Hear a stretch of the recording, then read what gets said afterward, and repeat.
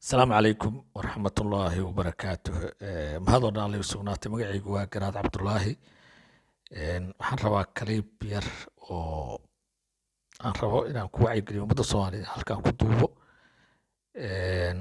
Ummadda Soomaaliyeed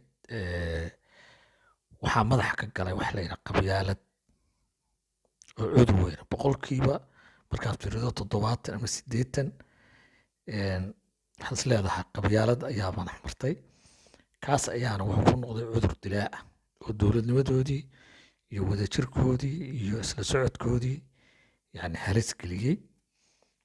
waxaan jeclaan lahay marka saas aawadeed inay dadka ka waantoobaan oy u jeestaan dowlad dhis cusub.